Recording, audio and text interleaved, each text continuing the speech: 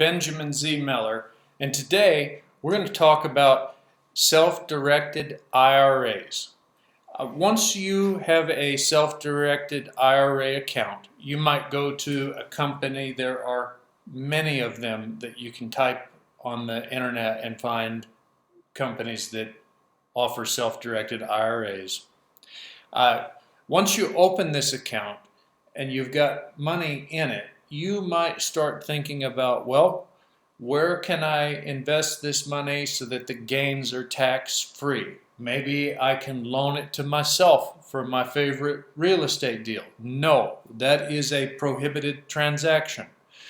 Maybe you're thinking I can have my self-directed IRA buy one of my rental properties. No, that is a prohibited transaction.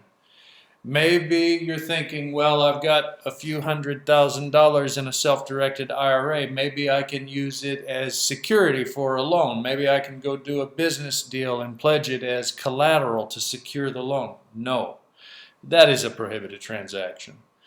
In other words, any sort of buying property for personal use, either present or future, is a prohibited transaction.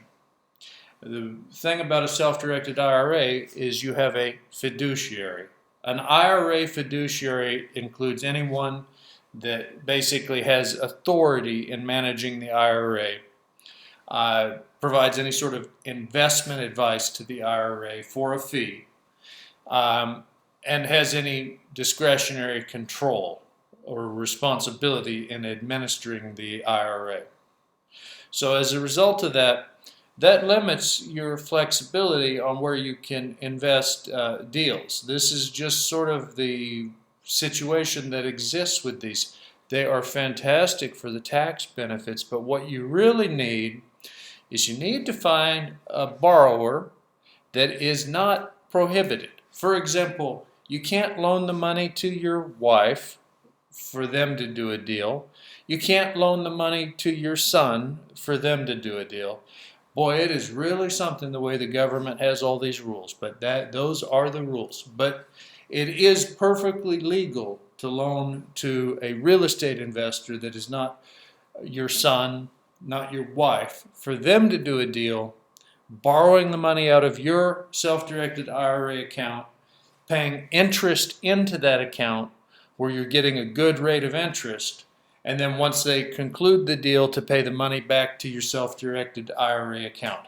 Now, in order to do that, you need to find a borrower, someone that is an experienced investor, someone that knows what they're doing, someone that can kind of guide you on making sure that everything is going the right way with the project.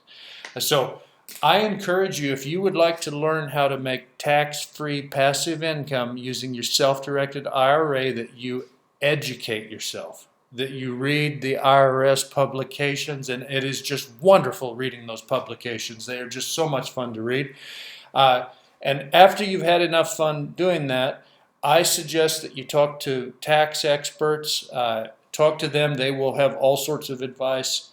But when you are ready to do a deal, when you're ready to earn some passive income, I suggest you contact me, because after we develop a business relationship that would meet all of the legal requirements, I can show you all sorts of deals that that you could consider doing if it made sense.